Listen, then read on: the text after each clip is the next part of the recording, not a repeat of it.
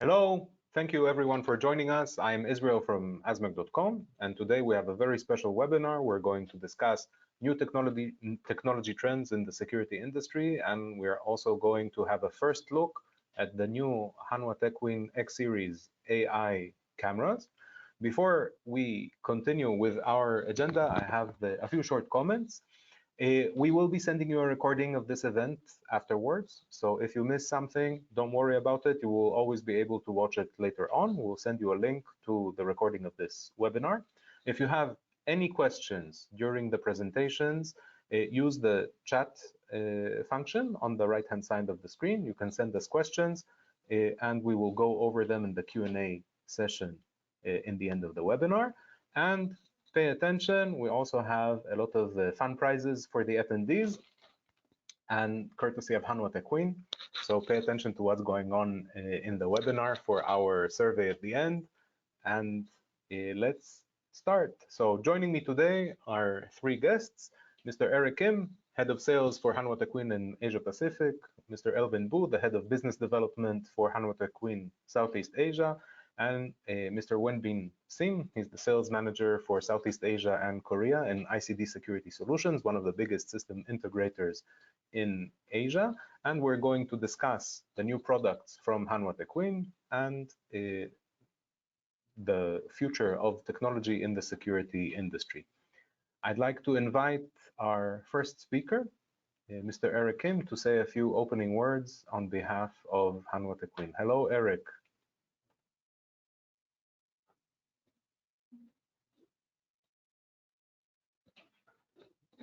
You're muted. Can you unmute yourself? Can you hear me? Can you hear us now? Okay. Okay, thanks, Israel. Thank you, Eric. Dear all attendees, I'm Eric Kim, head of Hanwha Techwin Southeast Asia.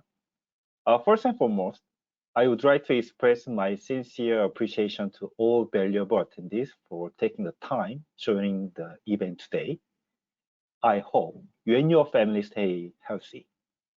Hopefully, the pandemic will be over soon so that we can meet in person.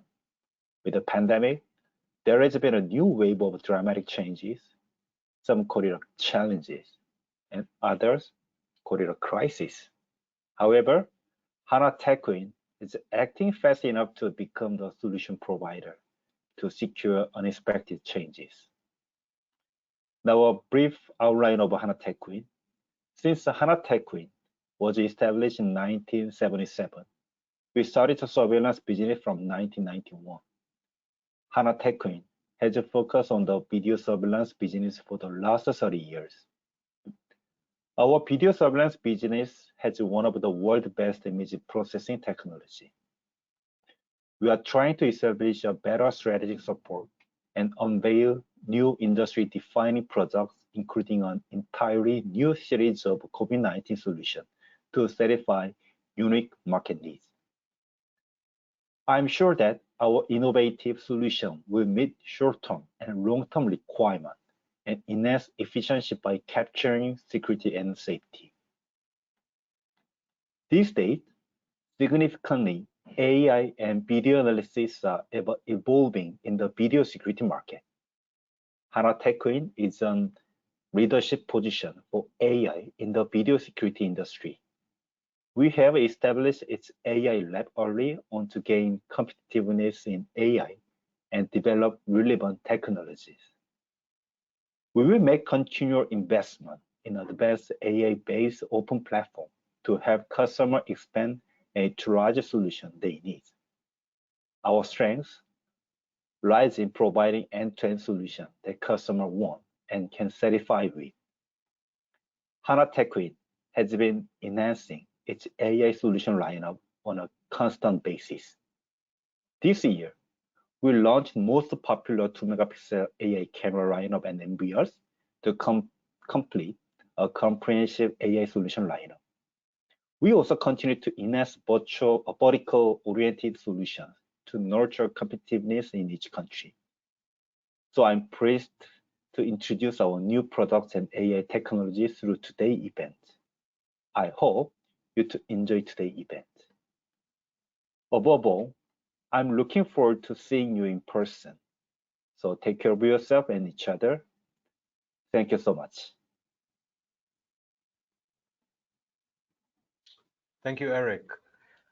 One of the things that I personally like about my work in ANS magazine, in our publication, is that we have the opportunity to research a lot of the big trends and macro elements that impact the security industry. And today I'd like to talk to you a little bit about the future trends for technology in security. And a good place to start with will be that we are now all experiencing acceleration of our world, whether it is in our private lives. We see that cell phones, computers are becoming faster, better, and cheaper and more accessible to the mass market. And the same is also happening in the security industry, especially for the edge devices, the camera themselves. Each generation of cameras is better, faster, a little bit cheaper, and thus available to a broader market and enables to promote security to more and more people. So this is the underlying current, the thing that pushes the technology industry forward. And what we've been looking into over the past few weeks here in asmag.com is trying to rank the different technologies that impact security.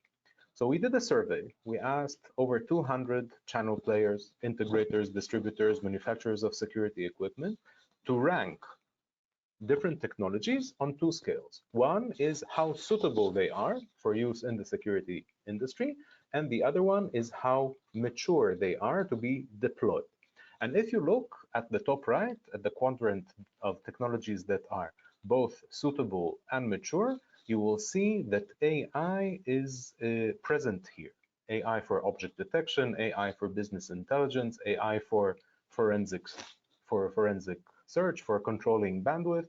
Definitely, a lot of the channel players see AI as a game changer for our industry, for the technology in our industry. So what does this tell us? What should we expect when we look into the future? What we see is that there is a change in the landscape of the security industry, of the technology, that is shifting the focus from hardware towards software. If before people were interested in the resolution of the camera, now we predict that in the near future, people will be more interested in the analytics that are on board.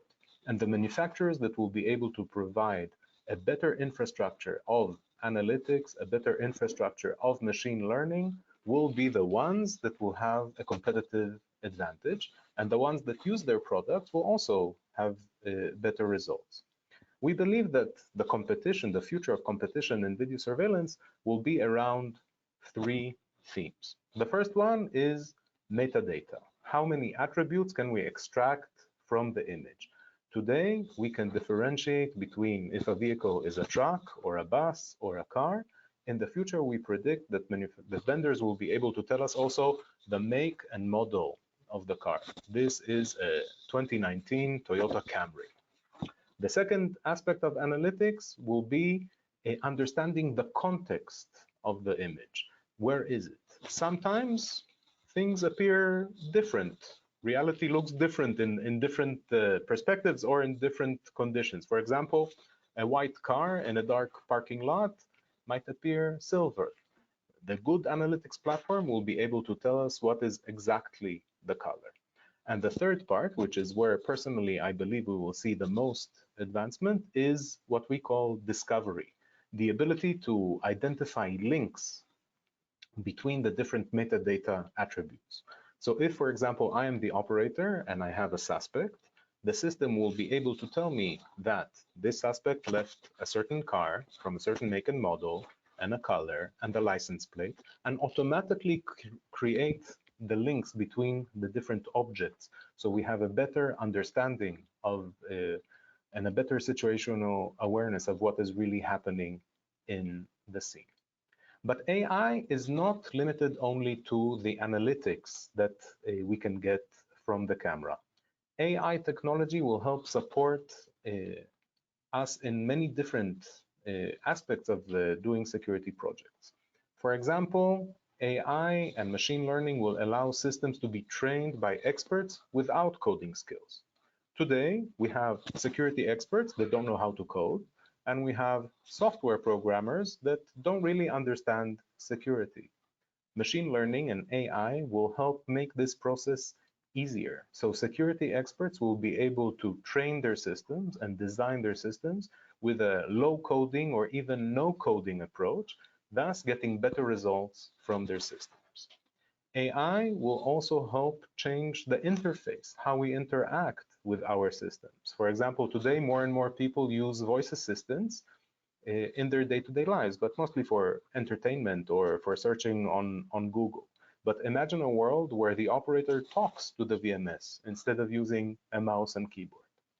AI also helps expand the available sensors that we can use to get a better situational awareness.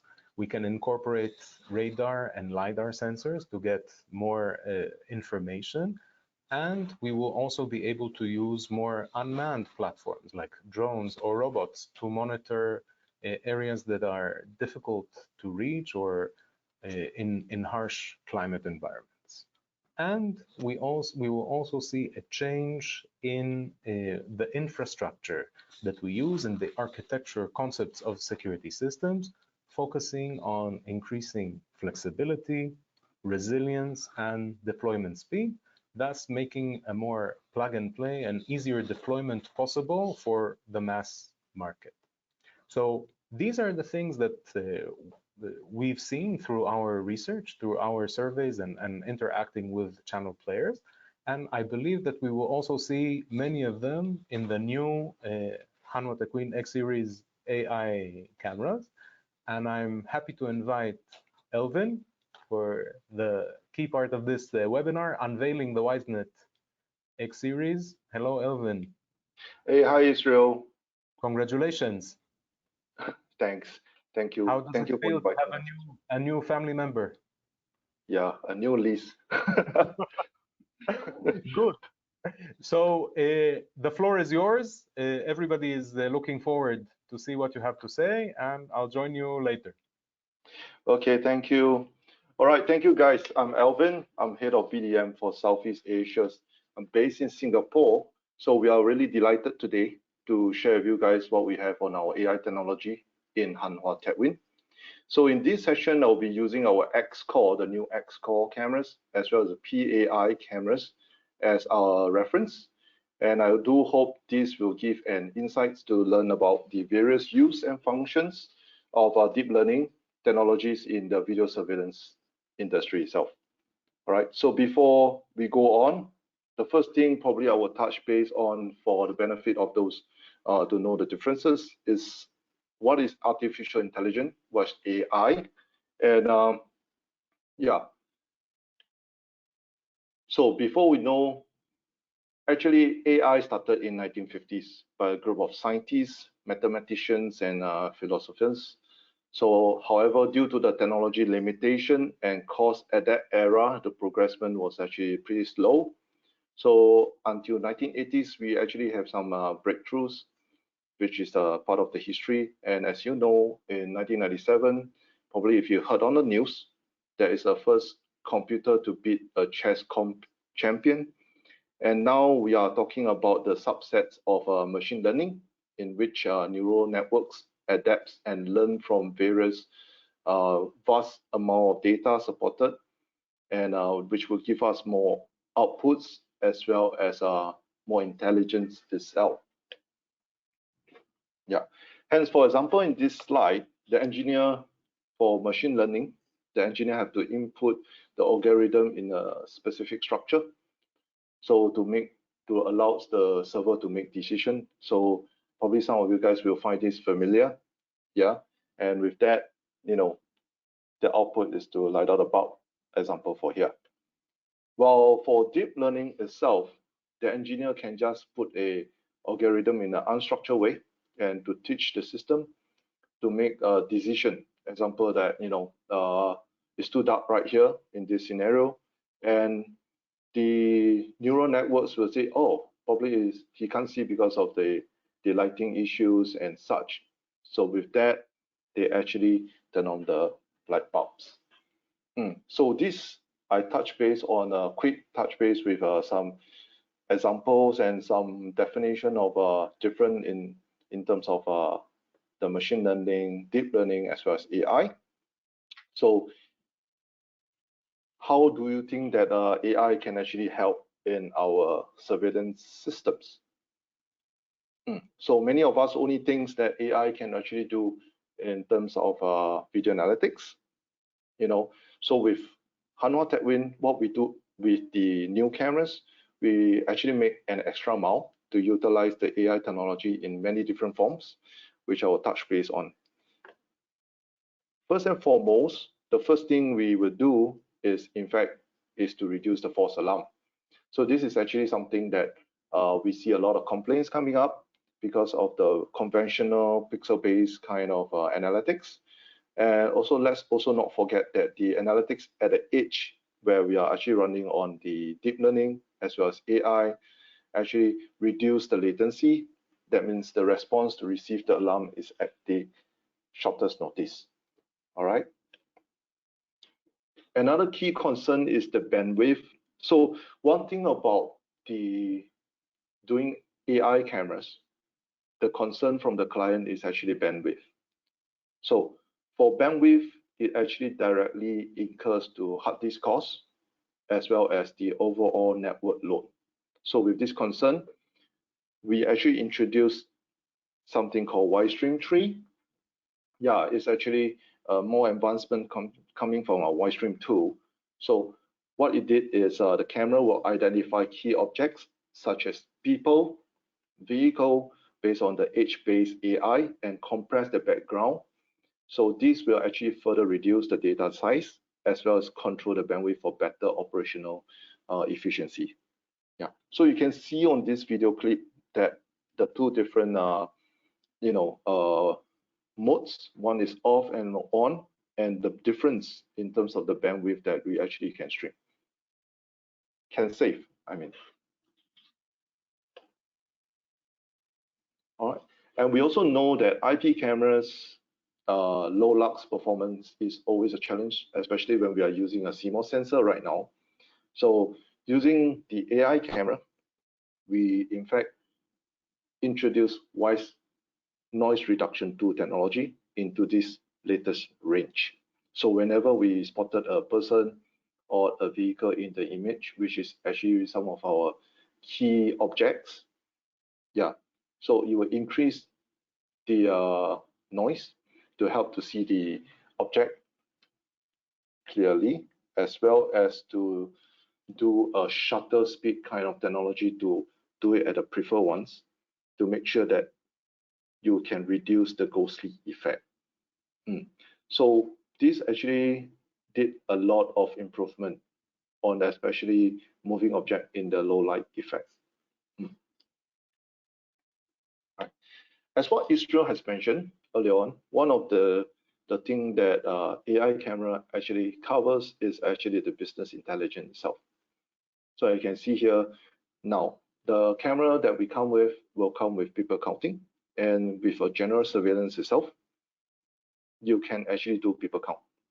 And in fact, because of this, we also added some features in something like social distancing, mask detection, and such as occupancy monitoring in the camera for the COVID situation as well. So all these are added features into the AI camera. Lastly, the most important thing for all surveillance system is the recording.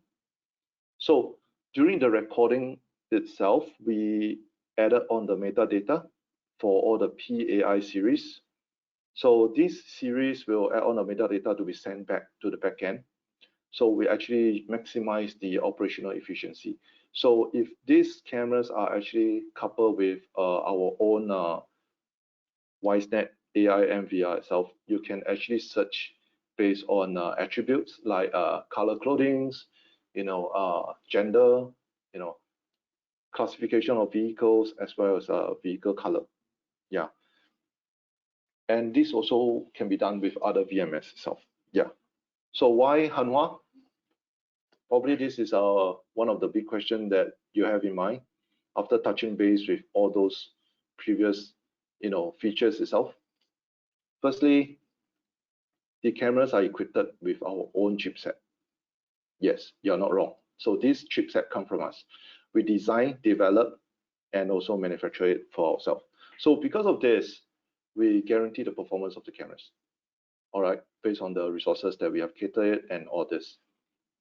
Okay, the next thing is about open platform, open system. So the AI cameras support integration with various VMS. The biggest VMS we have in our market, like Milestone, Genetech, is already being supported. All right, so you can actually do some plugins inside the VMS, and you can do your attribute search. So that actually give the beauty of not wasting of changing of the whole system and such. And we also offer best shots in our P series AI camera for other archiving purposes. And because of this, if it's recorded with the AI MVR again, the users or the operators can search for license plate using the deep learning OCR in alphanumeric. So I repeat myself, it's alphanumeric. So those are using the deep learning. And these do not require additional server. It's just between the camera and the recorder itself. And with this, they actually give a lot of savings. The next concern for AI cameras, because of a lot of data going in, is cybersecurity. Okay. So with so much data capturing from the AI camera, so this became one of the concern. So for this camera, we actually design and construct this range to adhere to UL CAP. UL is actually a very renowned testing house and a certification house. So CAP is actually cybersecurity assurance program. We went through with them. Yep, the program actually will get it ourselves, our product certified from the moment the camera's software loaded in to the end where we have to load in the firmware. So this actually creates an end-to-end kind of cybersecurity assurance. Yeah, because it's been tested all around, And with this, we are proudly to say that we are actually providing one of the industry-leading cyber secure product. Yeah. The next cybersecurity thing that we provide is FIS 140-2. So FIS 140-2 was certified to serve as a secure storage, and this is a security standard for cryptography in US, UK, and Canada. So both are actually available in the X Plus and as well as for the in the X Plus series. So other than all this, which is mainly on the the cybersecurity portion, features and functions, in Hanwha, what we did is we actually did something for the partners as well as the users on enhancing on the products. So first of all, we actually did some enhancement on the hardware with better quality and reliability, especially where we enhance on the RJ45 terminals to be hard-coated, to be metal shield. Yep. The second thing is actually the hard-coated bubble, which provide better resistance to scratches. As you can see that, with a poor video quality itself, it actually affects the video analytics. The next one that we have added on is the seamless power supply. This is to make sure that the camera will always stay online despite there's a power disruption or there's a power sabotage. So the failover will be seamlessly. So this is something that we have added on for the X Plus. Lastly is for the partners. So for this is to allow the partners to do their pre-settings before they go down to site and such without taking out the cameras. So this actually reduce a lot of time and also to avoid some unnecessary accidents happening to the camera itself. So they can do all the settings and all these things.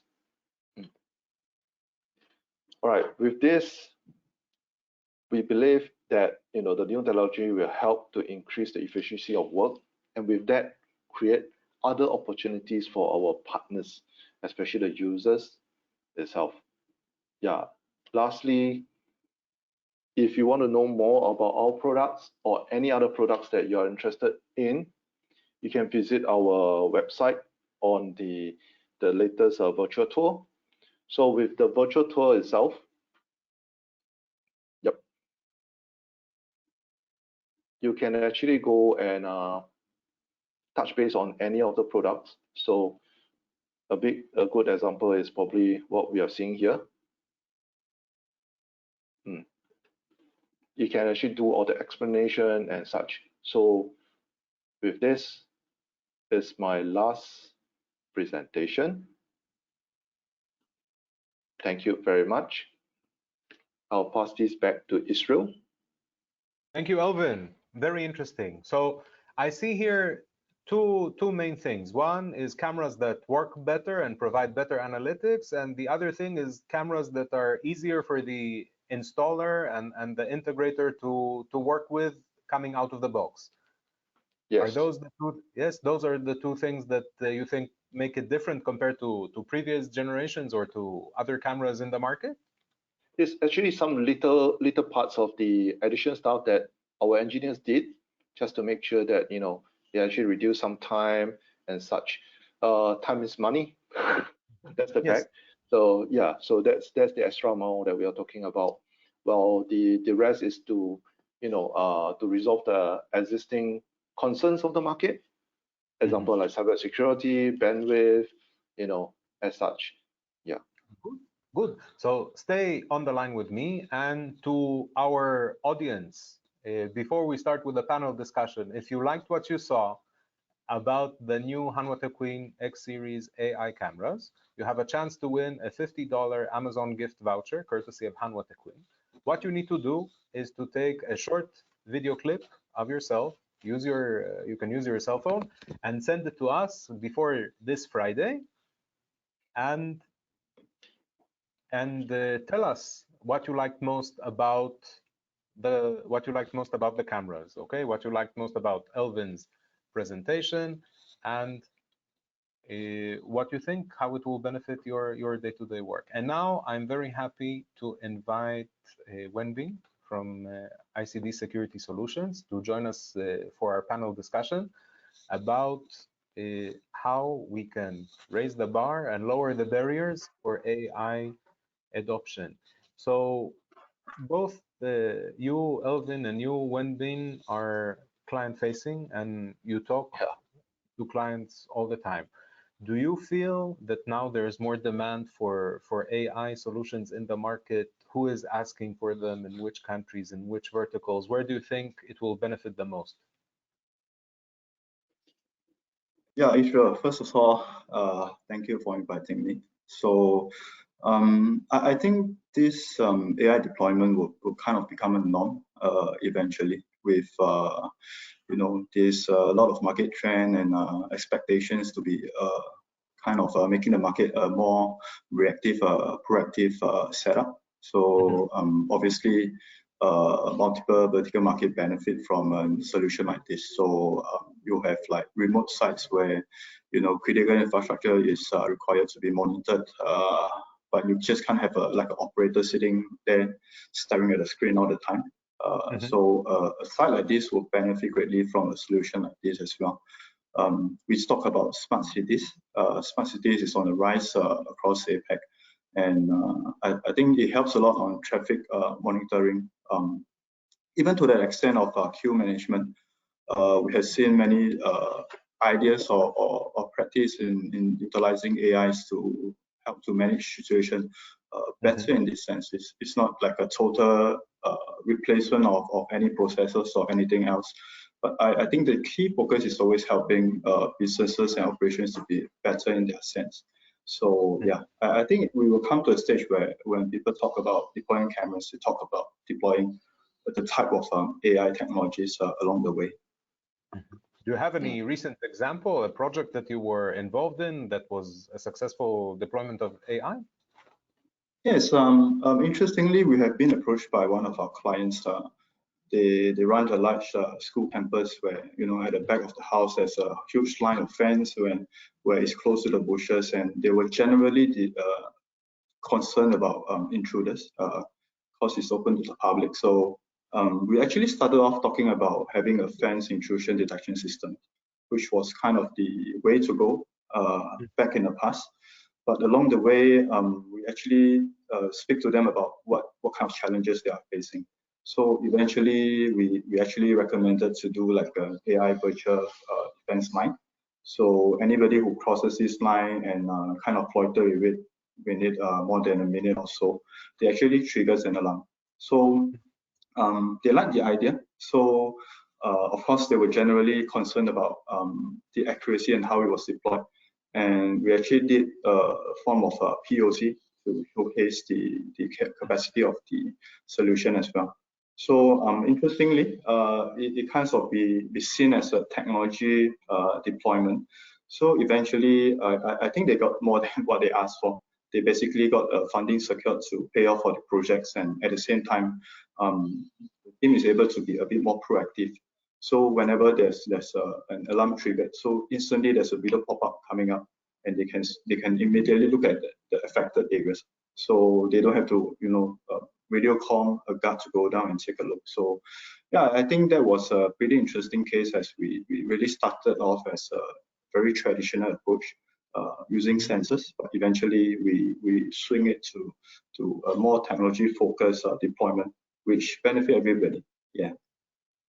Good. So the schools are a very, very good example, because usually schools have tight budgets and the requirements are high, but the money is less. And this brings me to the first point that I wanted to discuss with both of you. Up until a few years ago, competition between vendors, or if I run a school and I need to choose a new system for my campus, I would usually look at the size and depth of the vendor's catalog, how many cameras they have, what form factors, what resolutions, and the price. But when we talk now to manufacturers, to channel players, we have the feeling that competition is slowly moving towards how many analytics are on board the camera and not so much the resolution of the camera. Do you agree with this statement? Maybe we start with you, Wenbin. Yeah, I think we can have a very good, we can have like 300 very good resolution cameras, but I mean, honestly, realistically, you probably have 4 operators looking at these cameras. So the challenge is always how, with all the data being available to the operators, how do you ensure the amount of efficiency with that large amount of camera screen, right? So yes, I think it's important to pair the AI component of it to kind of bring the focus to the operators instead of having the operators focus on multiple screens instead. So yeah, you're right. I think resolution still play a part, but not the highest priority. I think in terms of the technology component of the cameras is really picking traction to be a topic amongst when we are looking at designing a site or something like this. Yeah. Mm-hmm. And Elvin, when you get inquiries from prospective clients, when people ask you questions, do you also feel that they're asking you more about the analytics and how can this solve my problems, or are there still traditional questions of how many megapixel and how much will it cost me? Yeah, so yes, you're right. There's more queries coming in about what kind of analytics do you have on the cameras and such. But I think the way to approach for this from our side, normally we have changed it to the way that what do you want to achieve from user point of view, so that we can actually get the ROI, return of investment, of what they want to achieve. Yeah, yes, resolution actually plays a part. Of course, you know that the analytics actually based on the field of view of the cameras as well. So the view of view itself will be so-called recommended by us. So resolution becomes not a kind of a priority questions for them. Mm-hmm. Yeah, instead about what kind of analytics and how does it react to the operators, how are they going to receive it, how are they going to react to it, are they towards the are they merged with the SOPs and such. So that would be a more holistic approach. Yeah. I see. So in your opinion, who is the ideal client for the new X series? Who can benefit the most? It's a quite a wide vast spectrum, to be honest. Yeah. So first client is those with a lot of cameras, but very little operators, because now the system become very proactive. It'll give you all the information you need. The second ones will be more on the people who actually require some processes and such. Yeah, so one of the good example is we actually deployed a full AI system for a hotel hospitality. So it actually merged with their kind of operational needs. So that actually reduced a lot of time in terms of example like searching for number plates and such. And they don't have to also deploy people just to stand there because of getting people to put on their masks and such. So yeah, so that becomes a very good alternative, in that way. I see. And you raise a very good point here. And when you adopt a new technology, you don't just adopt the technology, you also have to adapt to the technology and change the way that you work. So what is your advice for clients that are considering implementing an AI project and want to upgrade their system? How should they manage this change process? What should they focus on? So maybe when you can start from the SI's point of view. When you talk to the client, what is your recommendation to them? How should they manage this technological upgrade? Yeah, I think first and foremost, it's important to kind of streamline what is their typical issues they face. AI can be, kind of a word that kind of swing both ways. It raises expectations a lot, but yet I think it's important to educate the clients about what is the capacity and how various functions and rules or logics fits into their operations. I think one of the kind of resistance we always get is about how easy is it to adopt. As Alvin mentioned earlier, the AI's kind of entry barriers is been lowered. It's a bit more modular in the sense. I think just a couple of years back, you need like a full server dedicated to do data crunchings and do the analytics. But now we are looking at AI is available much like in the edge devices in the front end of cameras. So first, I think it has to be looking at their problem statement. Where do they see any gaps and how AI helps to fill the gaps, rather than you just have AI running your operations, which is I don't think it's possible. So it's primarily a lot about taking steps with the clients on progresses that they can use to adopt the technology. At the same time, also reaching certain form of expectations. And Elvin, do you have any advice about managing expectations? What should clients expect, and how to make it, how to communicate it realistically? I mean, like, it's not AI is a great technological advantage, but not a silver bullet, will not solve all problems. So today, what is possible? What can people realistically expect? So I would say there's a lot of offerings outside right now. The first thing that the customer need to know, like what Wenping say, is they have to set an expectation of what they want to expect from the whole exercise itself. And also a proof of concept is definitely necessary, because there's a lot of cases where it could be because of the environmental issues, as well as the view and such, which we can't actually see from our naked eyes. And then the next thing is actually local support. Yeah, so AI in this sense, especially when we are lowering the barriers, is actually from the camera. So the neural networks, everything was written by the manufacturer itself. So it would be good to have a local manufacturer support to be there to actually do the POC, the proof of concept, and to make sure that it meets the expectation and to set the expectation right. Yeah. And if we look into the future, what do you see in the coming, let's say, 3 to 5 years? What can we expect? What do you think will impact the security industry the most? Okay. From what we are seeing right now, it's pretty obvious that we are heading towards the AI. That's definitely the next level of technologies that surveillance is moving towards. And it actually changed the whole structure itself. In the past, probably people look at surveillance system as just, cameras, viewing of videos, and that's it. Never do they actually expect that intelligence has been built in to do a lot of different kind of alerts to the customers. So it's not about the number of monitors you have or the number of cameras you have right now. It's about the amount of information you get from there. Yeah, and then with such technology advancement, that means that we need to educate the operators, the users, as even for the system integrators on how we can actually operate it, what is the limitation, and so that they can actually make full use of the technology. That's what I see will be heading. I see.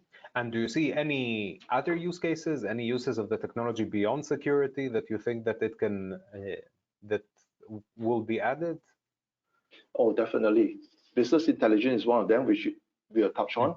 The other one is probably for safety. We did a few proof of concept on safety as well. So safety preventive measures, like in future, I bet there will be a behavioral kind of analytics as well. So those will be something that will slowly emerge onto this industry. Interesting. So Wenbin, when you talk to clients, do you see that they are understanding that their security system can deliver value beyond security, or is it still a very siloed approach where the security department is responsible for security and the operations department that is responsible for operations does not take advantage of the video feeds and does not use the available business intelligence that they can mine? Or are clients changing their mindset and are looking how to further optimize their operations? I think some of the clients we work with, like you mentioned, we try to look at things beyond just security, because we are placing cameras all over the place, and we're just having so much site and data being picked up on hand. So we have seen some cases where they are doing analytics on hot zones, where these are like hot desking kind of environment where they have that space, and they kind of do certain form of analytics about how we're going to do in terms of their space planning. We have seen various case studies as well on retail, and some even go to the extent of integration with their POS system. So where the red zone kind of equates to sale in this sense. So I think it's probably a bit more movement towards better identifications and eventually making cases out of this data, maybe in terms of predictable patterns on consumer or in the workspace environment, or maybe to a certain extent trying to pick up certain form of suspect or trails in terms of behavior. So yeah, I think probably something that like this will move along the way in terms of AI development for the future. So when the two of you look at your clients, some projects are more successful than others. What do you think makes the successful projects the best projects? If I am a newcomer to the world of AI, what do I need to focus on to make sure that my project gets the best results possible? In most cases, I think the happy clients are always the one that kind of feel like your solution helps them out with a problem. So in terms of how successful a project is going to be, I think it's largely dependent on how you engage the clients and understanding their needs. And like you mentioned, there might be a whole lot of catalogs on different type of cameras. But I think it's our responsibility as the specialists in the industry to kind of help them to narrow down where the focus point should be and how it will help them in their business. So when people see their problem solved, lesser complaints. So it's kind of how we determine the success of the deployment. Yeah. Totally agree. Yep. And the number one problem that people come to you to solve, what do you think is the most common problem that people come to you and ask AI to solve? Is it reducing false alarms? Is it better identification?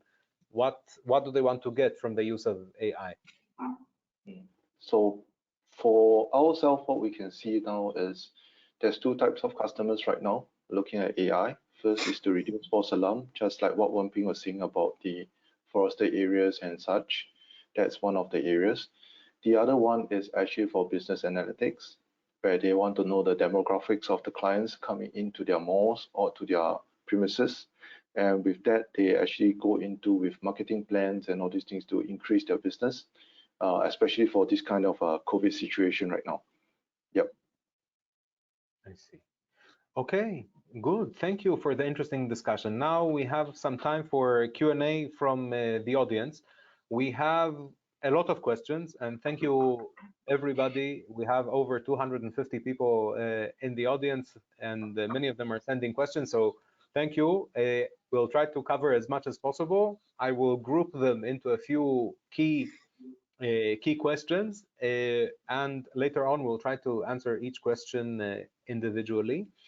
I see that many of the questions are around the ability of working with third-party applications and other third-party systems and other things like access control, facial recognition. Does the new X series support that, and how? Okay, so good question. So as you can see that Onviv is creating a new profile. I think that's profile M. So that's actually for the metadata for the AI cameras.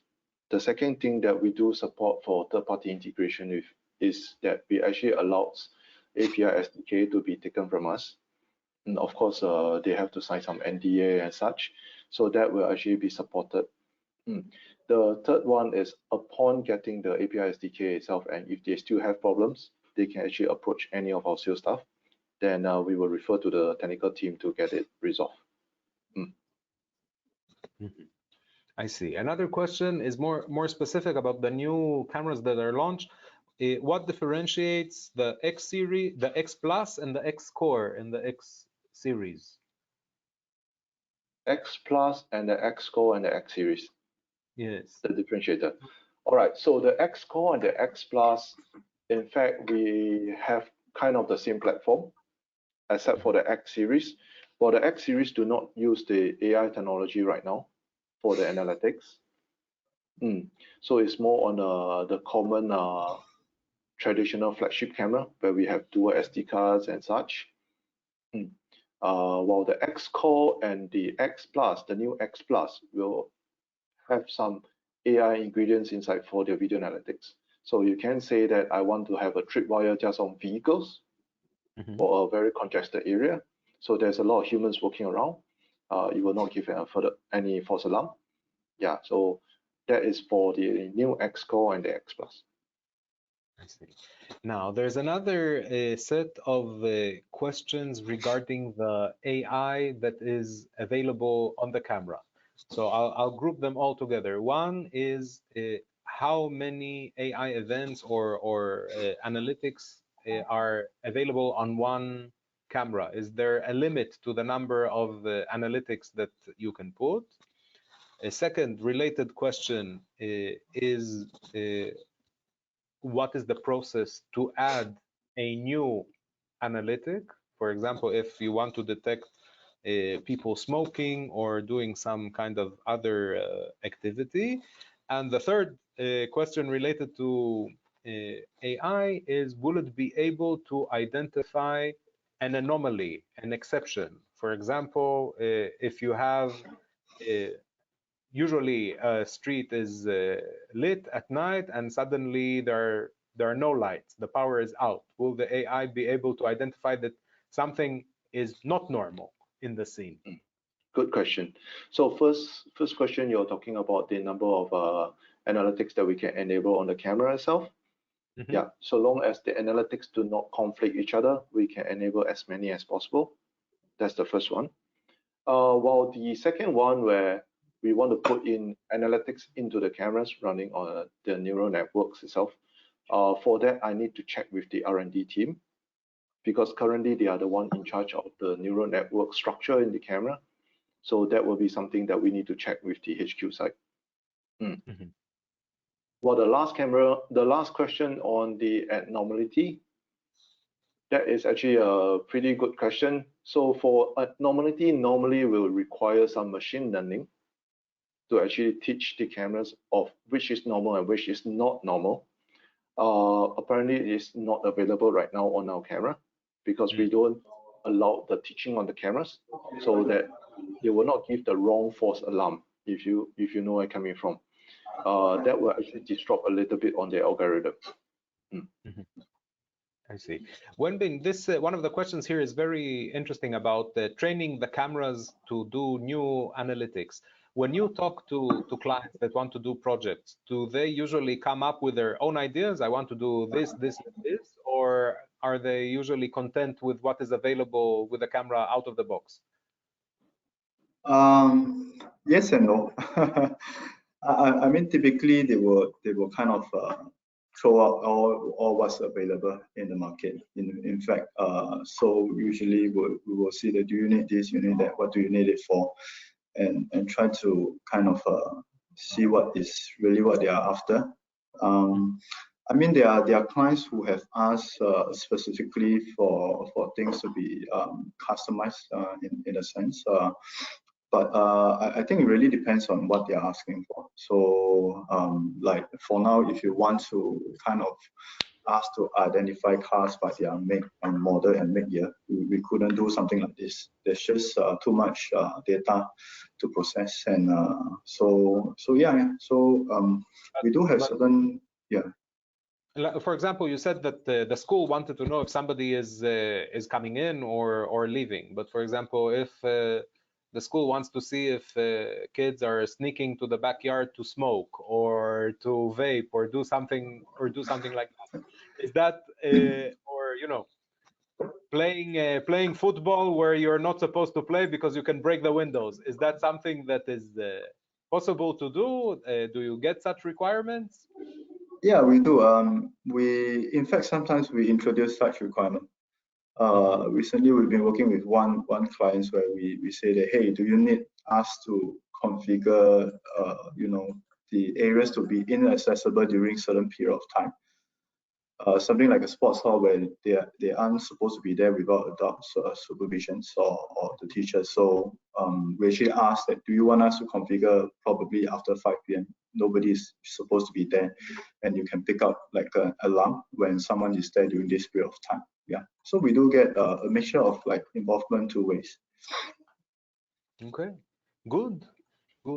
Unfortunately, our time is almost up, and we will not be able to cover all the questions that we got from the audience, but we will forward them to Hanwha Techwin, and we'll do our best to answer them individually.